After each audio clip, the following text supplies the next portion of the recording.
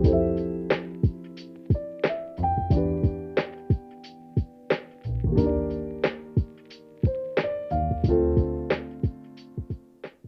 name is Alana, and I use they, them pronouns. And my name is Jessie. I use she, her pronouns. And we're making menches. Making Menches is your home for queer, anti-Zionist Jewish ritual, radical education, and community. Today we are talking to Ariella Aïsha Azoulay about her recent book, The Jewelers of the Ummah, A Potential History of the Jewish Muslim World. Ariella is a film essayist, theorist, curator of archives, and professor currently teaching modern culture and media in the Department of Comparative Literature at Brown University. Hi, Ariella. We're so grateful to have you on Making Menches today. Could you just start by telling us a little bit more about yourself and your work? Hi, thank you for inviting me. It's a pleasure to talk about this book, especially seems also urgent during these times. I think that the book tells so much about who I am, but it's true that we are talking about the book. But I wanted to know what interests you in particular. But I will say a few things. I worked on this book for several years, and it's my double journey, I would say. When I started to work on this book more passively in the sense of collecting material for the research, it was after the death of my parents. And when I became grandmother, so this is what I call a double journey. One of them was motivated by the understanding that I was deprived of the worlds of my ancestors. And the other journey was related to the understanding that actually I cannot continue to say that I was deprived of the world of my ancestors, that I have to start to resuscitate it for my grandchildren. So it was a two-way direction, and maybe I'll mention in this context also, a few months after the book came out, this book will be released actually in March, Golden Threads, and it's a children book, and I call it The Jewelers for Children. And this is a book that also I started to write when my grandchildren started to listen to stories, and I realized that there are almost no books about the Jewish Muslim world. And the Jewish Muslim world is at the heart of the big book, the 650 pages book, The Jewelers of the Ummah, A Potential History of the Jewish Muslim World. So the worlds that I was deprived of, my ancestral worlds, one of them is from the paternal side, is belonging to the Maghreb. And the other one from my paternal side is belonging also in a certain way to the same world, which is the world that stretches from Andalusia or from Al-Andalus till the Ottoman Empire. My family from the maternal side was expelled from Spain alongside many other Jews and Muslims, and they landed in the Ottoman Empire and moved in between Bulgaria, Turkey, Palestine prior to the Zionist project. And this deprivation from the worlds of my ancestor is not only a personal story, and as you read the book, you could see it is in the first person, and I'm using the first person to challenge big meta-imperial narratives, but it is not about me. It is about the way that Western empires destroy the Jewish Muslim world in order to invent the Judeo-Christian world, in which different Jews coming from diverse Jewish communities live under the European invention of the Jewish people as a nation, as a historical subject with one history which is not ours, and a destiny which they thought would be creating a state for the Jews, which is this horrible place that was built on the ruins of Palestine. As a Jewish educator who's always looking for alternative resources on Jewish history and teaching children the truth about our history, and there just not being any real targeted towards children books or education at all, I'm so excited about this children's version of the book. So excited about that. Yeah, thank you. It's for children 6 to 12, and it is not the logical story that Moise and Moshe existed together, as I encountered in several books that try to compensate for this lacuna. It's a book actually about a strike. It's a book that shares with children the rich aspects of this world through different aspects that are not reducible necessarily to Jewish elements or to what became Jewish elements. On the contrary, it is an attempt to anchor those histories in a physical, material, spiritual world of which the Jews were in different places, and also to account for them as those who expressed anti-industrialization, anti-capitalist, anti-brutal modernity, impositions that imperialism and colonialism circulated around the world. Something that you mentioned in your book is like sharing with, I think, like your grandchildren some of the stories about, or like showing them a picture of the women in a photo that you found, one of which is maybe your grandmother, and your grandchild saying the story, like that could be true, like they could have known each other and maybe did know each other. And I don't know, I just thought that was like a really, from the mouths of babes, like a really beautiful confirmation and conversation that you shared in the book. And so it feels like a really thorough line to then have a children's book come from it. Thank you. Yes, I think that in what you're saying, there is also the big question, what do we do and how do we engage with many of the colonial representations of ancestors in those worlds that were colonized? And here I'm referring to what you mentioned about these kind of endless depositories of postcards that are problematic on the one hand, but are very rich for us to dig in order to use them differently than they were originally, against the original uses that they were produced for. Thinking about these hundreds of postcards is just that every part of this book, while deeply personal, was also so evidently deeply researched. I was trying to wrap my mind around the amount of research that went into this, because it felt like each letter required specific research about that letter and about either the person that it was talking about or the history that you were exploring through it or your own ancestry. Could you share a little bit about how long it took you to write this book and what your process of writing and researching was like? Yeah, thank you. I think that, until you read the book and you hear that I wrote letters, it sounds more like ruminations that I shared with my addressees. But no, these are, as you said, very researched letters. And as I mentioned earlier, I started the research a few years before I was able to understand which form this book will take. When my father passed away and when I reclaimed the name of my grandmother that was hidden from me, which is Aïsha, this was the moment when it was clear that I cannot just reclaim the name, I have to delve into research. So I conducted the research for several years without knowing what to do with it. I read many books, was struck by the violence that led to two parallel histories. The history of Jews in Algeria and history of Algeria without Jews. And this is an immediate effect of the colonization.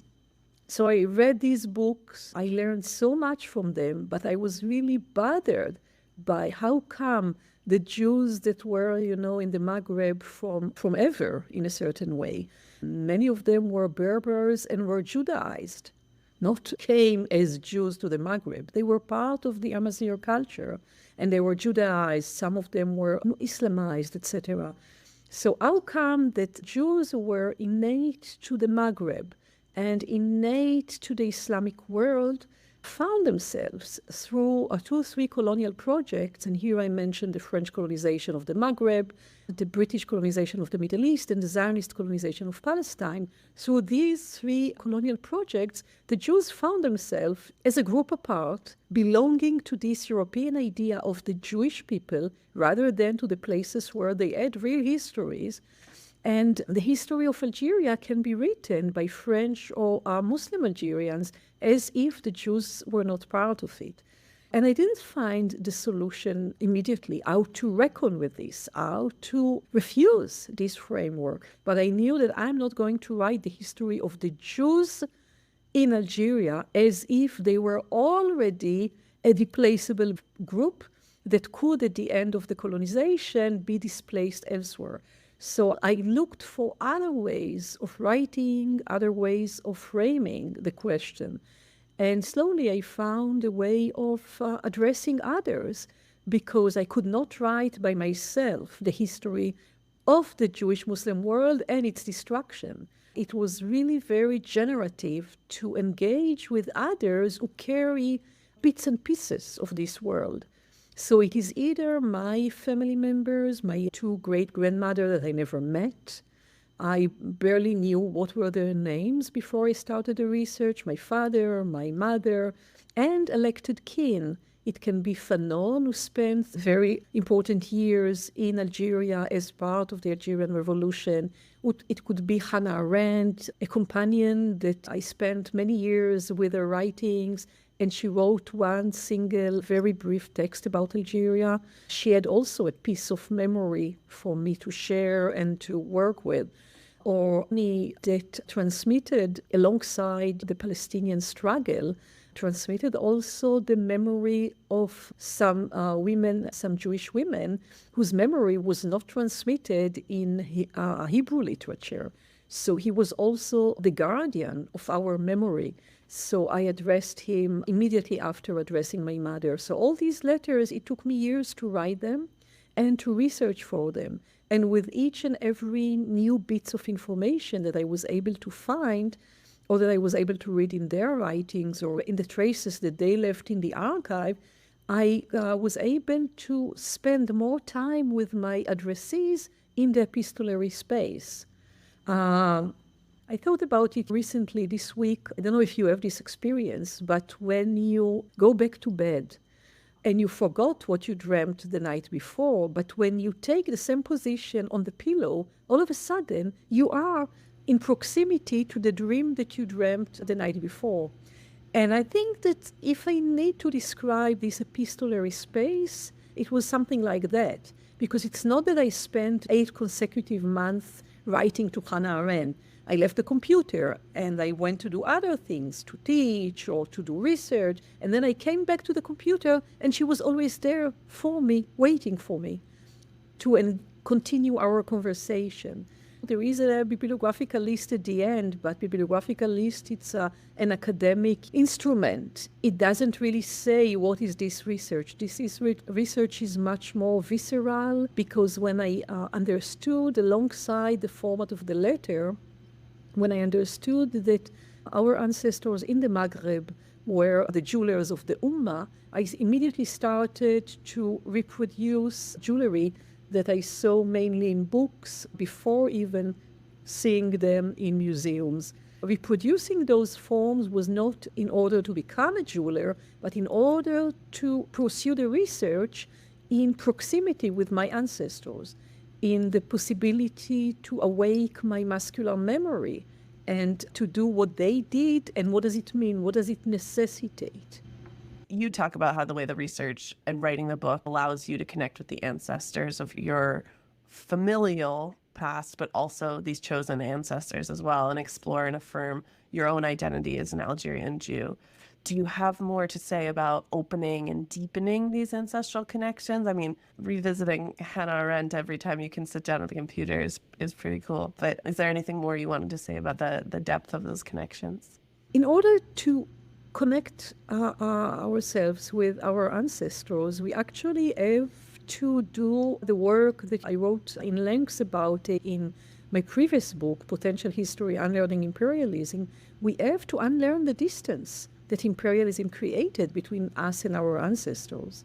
So it's not only a work of reaching out to ancestors, it is also a work of undoing, unlearning imperial imperatives that tear us apart from our ancestors and from the world that they were part of. So I think that this is really something very important to understand, because I don't think that it's a direct line to reach out to our ancestors. Let's think about it, in terms of children fairy tale. It's like sometimes having to cross mountains and fight with dragons and bring the fire. Now I'll speak particularly about diverse Jewish communities. What they did to us in over several generations is actually to destroy any connection to the places where the Jews lived. Any connection. It is true to Europe. I am not from Europe. My family is by no means from Europe, but we were impacted by European colonization. But we were impacted by European colonization to a degree that even my ancestors in the Maghreb, some of them, because they were colonized, went to Europe and were deported to Auschwitz because they settled in France for 1 decade. But this is not only what I want to say, is that Europe, after the Holocaust, left the Jews in camps for displaced people from 45 till 48, and actually let them be prey for the Zionists who came constantly to incite them to go to Palestine. And they stayed in those camps for a long time because they were undesired both in Europe and in the US. They were not allowed, not encouraged, and not healed in order to rebuild their communities in Europe. Where you have Jews today in Europe, they don't live there any longer as part of the communities that were destroyed, and they could revive in 45 if they were allowed to. In the Maghreb and in the Middle East, it is even more dramatic because the Jews no longer live there, except few that for some reason are managed to stay or to return. But the majority of what I call Muslim Jews no longer live in the Maghreb or in the Middle East, which means that we can access or reach out to our ancestors, but outside of the space or outside of the existence of a space in which their traces were left. In order to encounter the materiality, for example, of the worlds of our ancestors, the museum tell us, come to see. We have some ethnographic pieces, but my ancestors are not ethnographic pieces. So what I did through this project, that as I said, it is also an embodied research, is through activating the gestures of my ancestors. I refused to go to the museum in order to encounter the objects, the authentic objects with quotation mark of my ancestors, and I try to connect myself through renewing their practices in a way that decentralize, at least for a certain time, the fact that we no longer can be on the soil that nurtured who they were. It's apparent, like through reading the book, the ways that you worked to reconnect with these ancestors because of the ways that colonization has made it so difficult to reconnect. And specifically, like hearing you talk about reconnecting to the craftsmanship and the importance of these guilds and craftsmanship culture in Algeria, and also the ways that like this craftsmanship was collaborative and fostered creative relationships between Jewish and Muslim Algerians, but also its destruction also devalued and purposefully obscured Algerian craftsmanship and craftwork. So how do you think we can utilize craftwork and shared artistry today in order to disrupt some of these colonial technologies? I think that the question requires to say something about my project in connection to the Jews, but also something broader about the state of the world, especially as the genocide against Palestinians in Gaza and in the West Bank is in its midst. The ceasefire, whatever the term that is given to it, just displaced the genocide in a way that Jenin camp was already erased in the last couple of weeks. So we are speaking about a genocide that is being pursued with many horrible technologies that are being marketed as benign technologies, and maybe one of them, the most important one, is AI.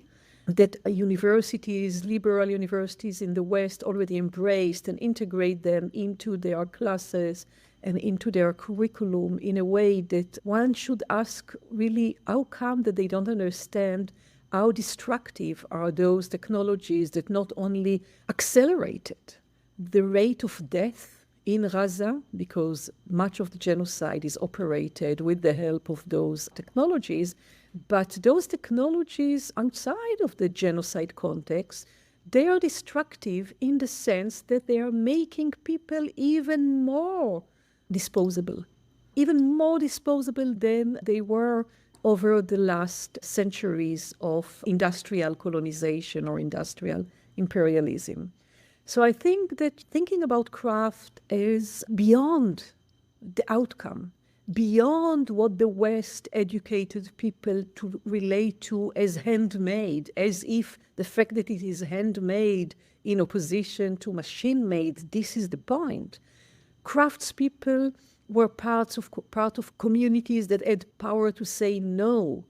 As I show in the children book, in the Golden Threads, those communities of jewelers or of gold thread spiners, they worked in community. So when there was a threat to the community, they could come together and say no. So restoring our indispensability to the world, restoring the power of people and community as those who can put limits to those big evil corporations or technologies is important far beyond this project of reversing the destruction of the Jewish-Muslim world. It is about really the world, how we understand that we have to say no to all those mechanism technologies and temptations, because I see around me many people are being tempted to use ChatGPT because, it makes life easier sometimes. But actually, every time when they are using it, they are just aggravating their situation in a couple of days, weeks, months, or years. There are situations and the situation of others. So I think that thinking about craft not in terms of the end product, but craft as a way that communities maintain themselves is, yes, one of the possibilities to exit from this Euro-American lethal destruction of who we are and of the world. We talk about this a lot on our podcast too, just about like methods to not even circumvent, but to move ourselves away from these central narratives that have been so close to our communities for so long, and trying to find new narratives that help us bridge the gaps and learn our own histories, but also create new narratives about what it means to be in Jewish community or to what the Jewish future looks like. And so we noted, of course, in your book that you identified in the interest of colonizers to separate Jews from Arabs and Muslims and to create this enemy relationship. And it's not only just in their interest, it's manufactured by them intentionally. Have you had any success in moving other colonized Jews away from this mode of thought and embracing your words, the liberatory idea that Muslims and Arabs are in fact not our enemies? I don't think that I'm capable of answering this question, because I don't think that I tried to move people from where they are. I don't know, maybe also the fact that I no longer live in the Zionist colony in Palestine for the last decade and a half, and I refuse to recognize myself in this identity that was forced on me at birth, that already created me as the enemy of those who adhere to this genocidal identity. And post October 7, when I started to publish what I think about this genocide since the very beginning, understanding that this is a genocide and speaking against it, I was attacked and lynched in the Israeli social media, press, etc. I certainly have no conversation with people who deny the genocide. So I'm not trying to move people to another side. I think that there is a commitment that should be clear, to speak about the genocide, against the genocide, to reconstruct what brought us to this genocide. And those who continue to deny the genocide, one day they will wake up, and I hope that they will find themselves in minority, contrary to the situation where they are. It will not be by me convincing them. I think that the pressure against the genocide is far beyond these kind of loops of that Zionist communities are trying to impose as the terms of the conversation. And this is why I think we see more and more, allyship between anti-Zionist Jews and other groups for whom we don't even need to have a conversation to recognize that this is a genocide and we have to oppose it by all means. So I didn't try to move anyone to understand that this is a genocide. This seems to me something that I would even refuse to do, because genocide is a genocide. And those who do not understand it, it is only because they are part of an oppressive regime that anyhow I am resisting against it. So it's not only about the genocide, it's about this genocidal violence through all its manifestations. I'm in love with everything you're saying. And someone sent me a podcast, and Gabor Mate was on it, and somebody criticized him for not having enough compassion for Jews and saying you have too much compassion for the other side, or where's the compassion for our people?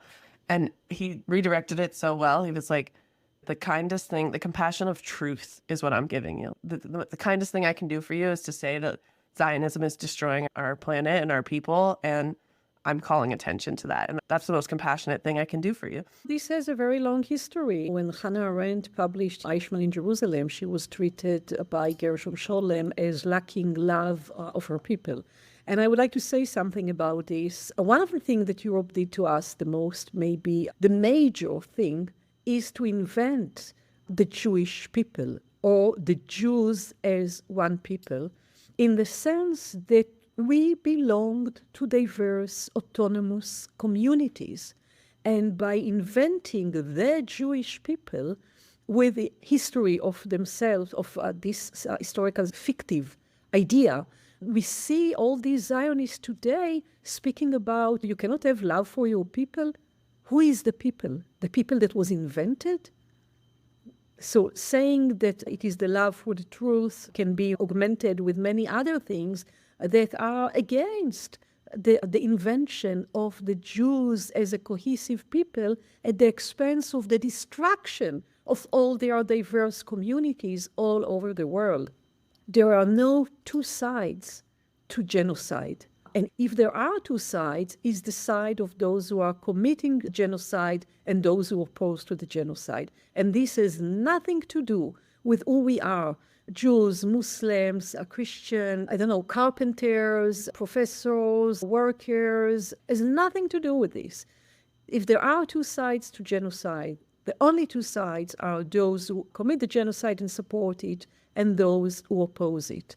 Saying this, I think that because the way that our history was manipulated, because of the way that the West imposed the destruction of Palestine and transformed the Jews into mercenaries, represented by the Zionists, and because this lasted for so long, as Jews, regardless of where we are coming from, we have an obligation, a commitment to oppose to the genocide. But our opposition to the genocide is not only because we are Jews. This is an additional dimension to the fact that anyone should oppose to this genocide.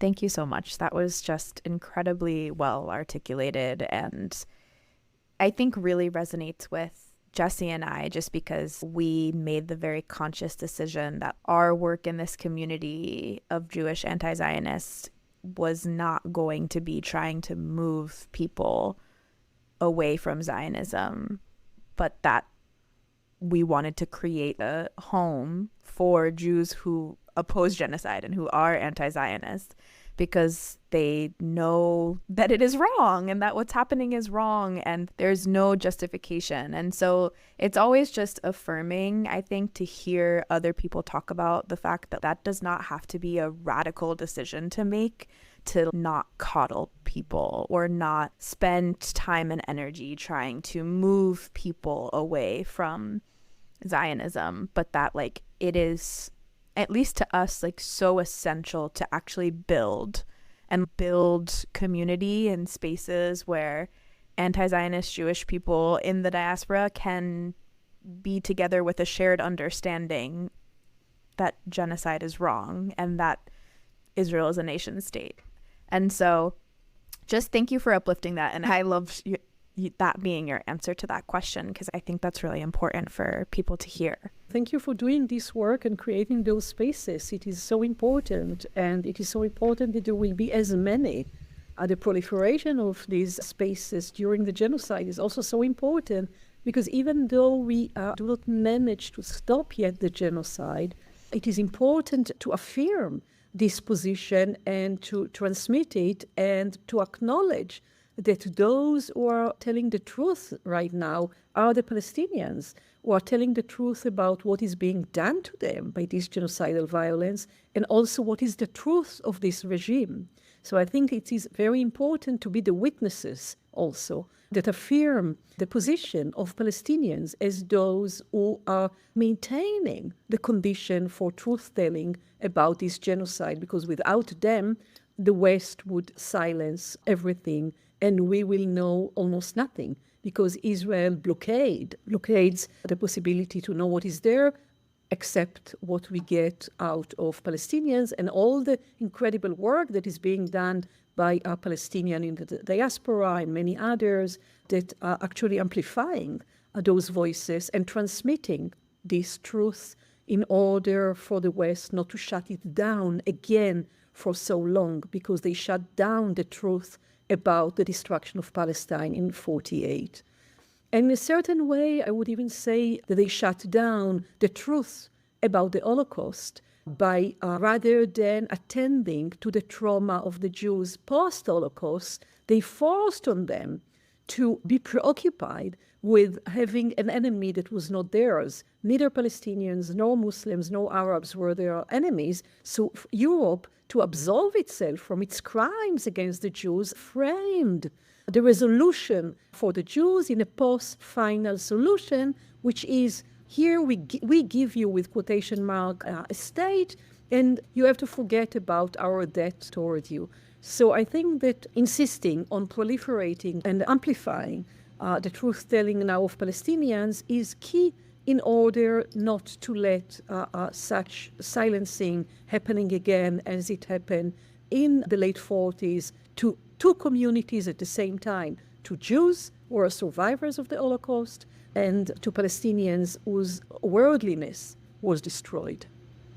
Absolutely. And I was just talking about this with my partner a few days ago, and it feels like it's happening again, or is just a continuation of what's always happened. The idea that there are so many people who are so upset about, or claiming to be upset about, anti-Semitism, but it's not actually anti-Semitism, when there are like actual literal Nazis living in the United States carrying swastikas, and yet we're supposed to be viewing Arab folks, Muslim folks in the Middle East, in Palestine, as the enemy or as like the central cause of anti-Semitism, when it couldn't be farther from that. And it's just, again, this like intentional disconnect that is manufactured by the people in power in order to continue this separation of community, which leads me to think about, you write about the amnesia of American Jews, specifically in explaining that our distinct histories and communities have been invisibilized and we've been silenced, like you just mentioned. And you also talk about how the current focus on ending anti-Semitism actually inhibits liberatory work and discredits Palestinian solidarity work. Since your book came out in September, have you seen at all this focus on anti-Semitism shift or change, or even just over the last 2 years, have you seen this focus shift at all? I think that this kind of invented anti-Semitism, which is actually the criticism of the state of Israel and of Zionism, became industrialized. Rather than one clown who sent an email after they read that there is an event by an anti-Zionist, now you have 1,000 letters that are being sent to presidents of universities, etc. So yeah, the change that I see is in the industrialization of it, and in the way that it became a Western project. It became a Western project that is intertwined in the legitimization of the genocide. I think that we have to relate to what we see as a repetition of what happened with different technological means in 48. Because in 48, Palestine was destroyed. And the world, the Western world, celebrated the triumph of the Jews. The Western world celebrated the overcoming anti-Semitism. But there was so much anti-Semitism, real anti-Semitism, in creating the Jewish state on the ruins of Palestine, in transforming the Jews who for centuries didn't seek to take state power, in cultivating this Zionist culture in Europe, and in explaining that there is no existence for people outside of a nation. So inciting Jews in Europe to think with these terms through projects like the Emancipation with quotation marks, etc.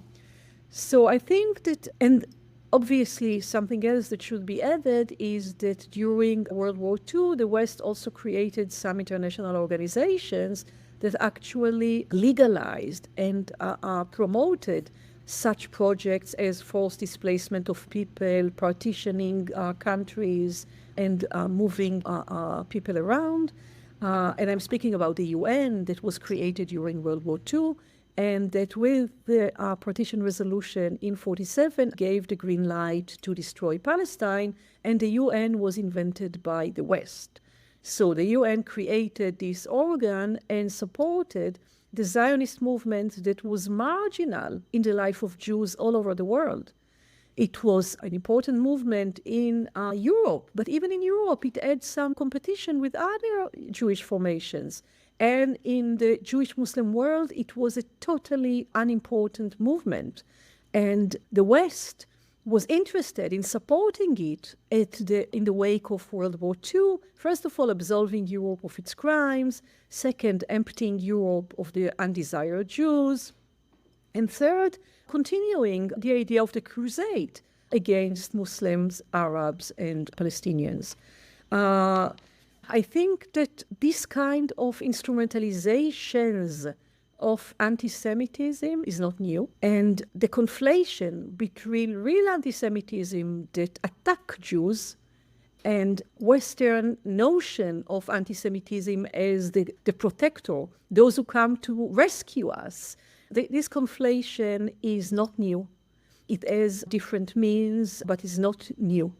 And for that, we have to acknowledge that the creation of the State of Israel is an anti-Semitic project against the Palestinian, obviously, who paid the highest price, but also against the Jews and against our diverse histories, diverse memories, etc., that became folklore or ethnographic vignette.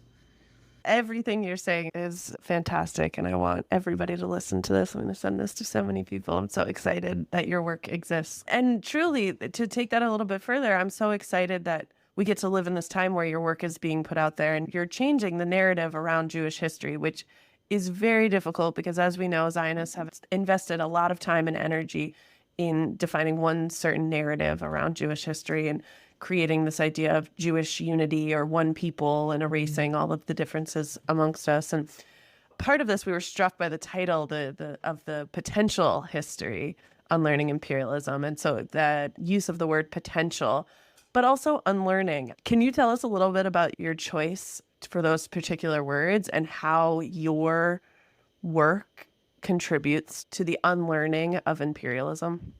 Thank you for this question. As I mentioned earlier, prior to writing this book, I wrote Potential History, Unlearning Imperialism. And while I wrote this book about different imperial projects, I was unable to integrate the destruction of the Jewish Muslim world and the potential. But after I wrote the other book, it became so clear that actually I should avoid relating to the Jewish Muslim world as history, despite the forced migration of 600,000 Jews from the Maghreb and the Middle East, despite the fact that Jews cannot return to most of these places, despite the fact that those places were framed by the West and by the Zionist project as places of enemy. So it was clear that what I should avoid is writing this as history, as something that belonged to the past. Potential history is a manifest against history writing. There is nothing innocent about writing history. Why do I say this? Imperialism invented the past as a separate tense. It invented the archive, it invented the museum as technologies that tell us what you see here in the museum belong to the past. So if I go to the museum, I see my ancestors as belonging to the past, but my ancestors are in my body. So rather than accepting that we will be buried alive, because we carry so much, we have so many potentialities to reactualize, to revive, to resuscitate against this imperial power that tells us, move on, this world is gone. We already destroyed it. Forget about it, you are nostalgic. So against this kind of denigration, even of nostalgia, it is not about nostalgia. It is about our rights to reclaim those worlds, to reclaim those possibilities for us to continue to live rather than being pushed forward with quotation mark into this destructive life of progress that the West invented. So potential history is against the writing of history as if imperial crimes belong to the past. They do not belong to the past. They belong to now, and we are here to resist against them. We are here to resist against them and to tell our stories about those crimes, not empire stories. And even in connection to the extermination of the Jews, its exceptionalization is not Jewish history. It's Europe history. It served European interest. It served European interest that needed to exceptionalize the Nazi in order to continue all their genocidal projects all over the world. And we paid the price in the sense that till today, even though the Holocaust became a symbol of ultimate suffering, our histories were not yet even started to be told. In order to tell them, we must also tell how come that at the end of World War II, rather than attending to the destroyed communities and healing them, Europe exacerbated, accelerated the destruction of Jewish communities and turned the Jews into mercenary in a war that they didn't have to wage against Palestinians. And we must tell those stories together, not in a symmetry about suffering, in the understanding that Europe or Euro-American imperial powers played with the Jews at the end of World War II as part of imposing the New World Order. And there is a direct line to understand this to what's going on today. This genocide would not last beyond November 2023 or December 2023 if it was not a European-American project that put so much funding, so much arms, and so much symbolic terror against people around the world to deny the genocide. It will not last. In the same way, the state of Israel would not last beyond, it was created, imposed in May 48. It would not last more than 1 or 2 years if the West was not invested in it.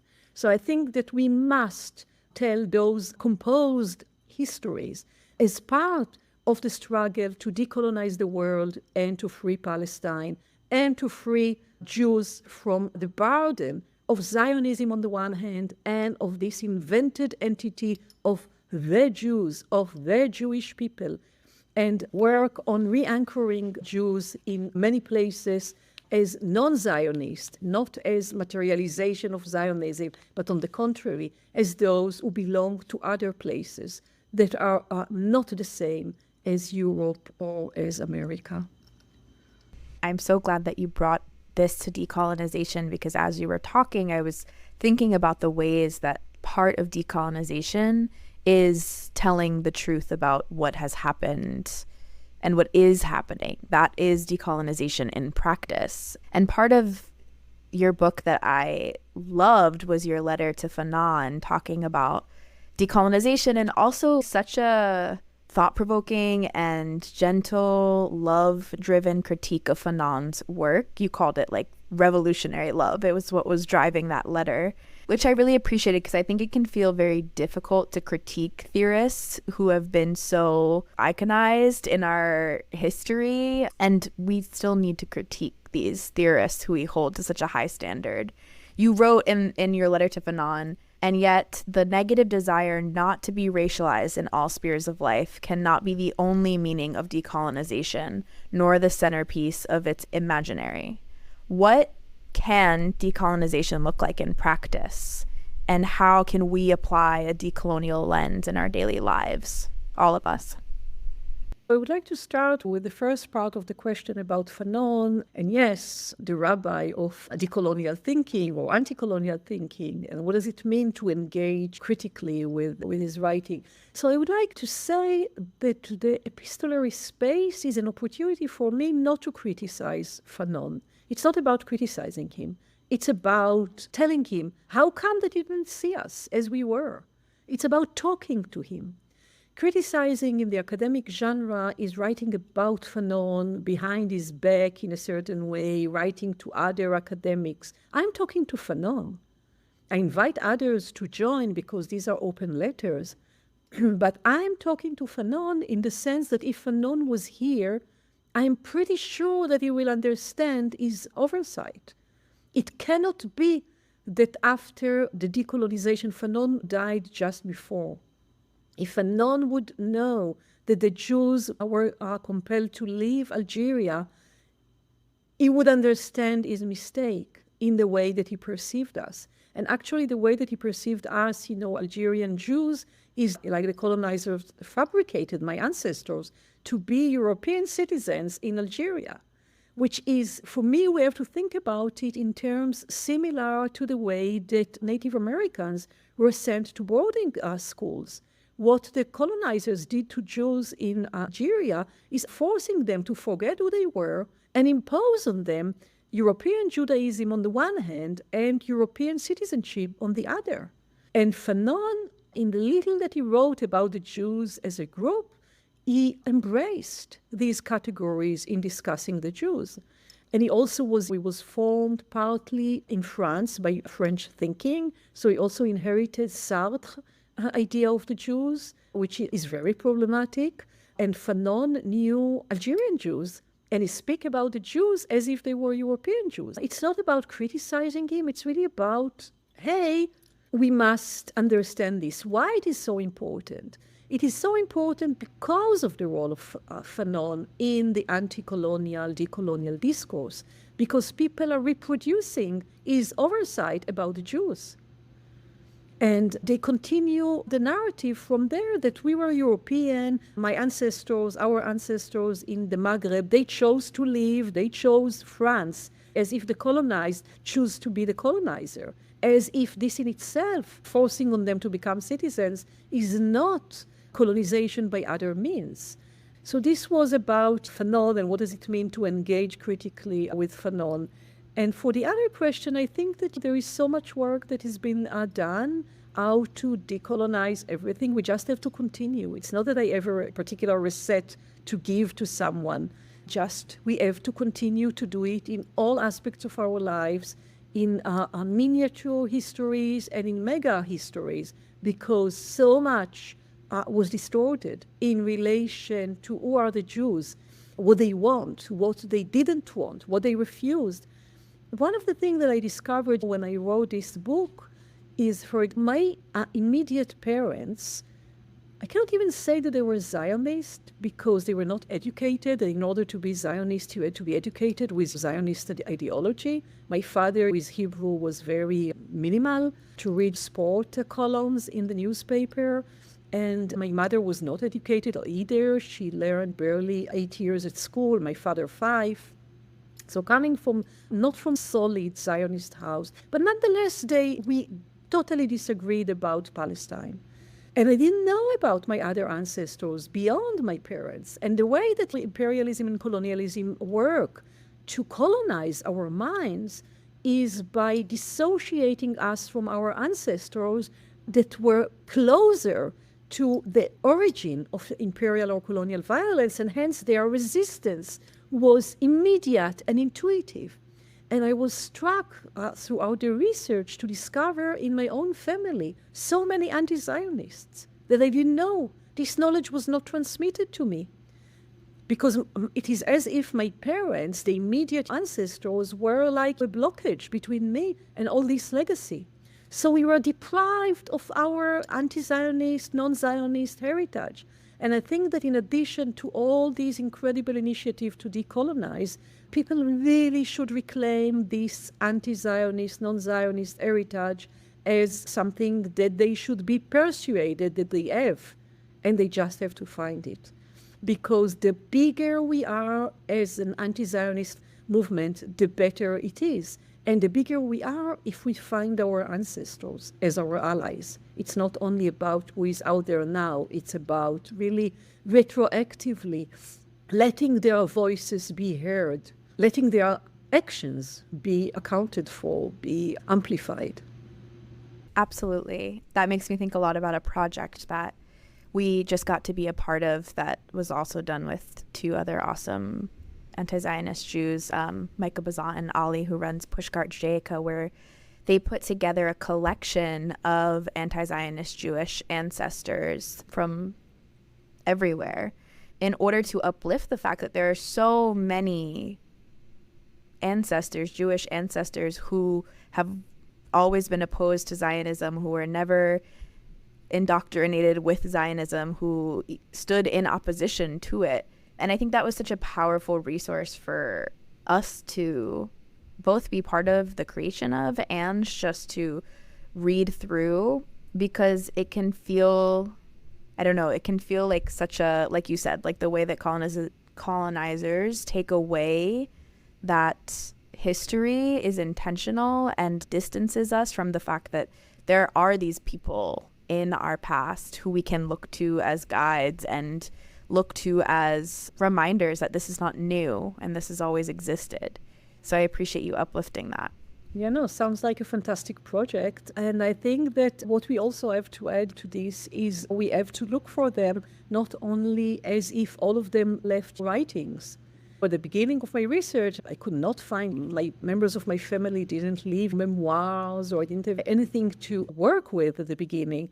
We have to look for them in the daily actions, in many other things, rather than just being limited by the idea that it's only through the written text or only through the archive of text that we should speak, as if anti-Zionism, anti-colonialism were not part of the way that people practiced their modes of belonging to communities.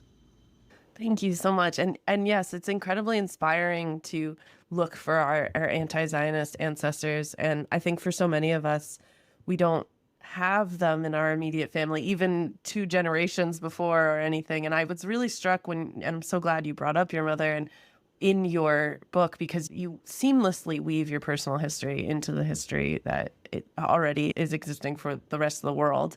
And your poetry as well, like the language you're using is just so beautiful. So I was so struck in this chapter about your mother, where you explain, but now I'm ready to rebel against empire in your name, as well as my own. I am ready to refuse the division between us, which I now realize was essential to the functioning of empire. It is never too late to change the way we yearn for each other.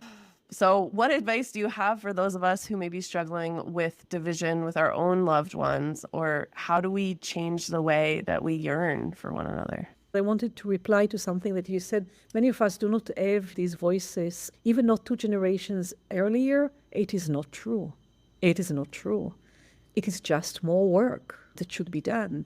Not to find it in the US, maybe, but who are the Jews whose history is in the US?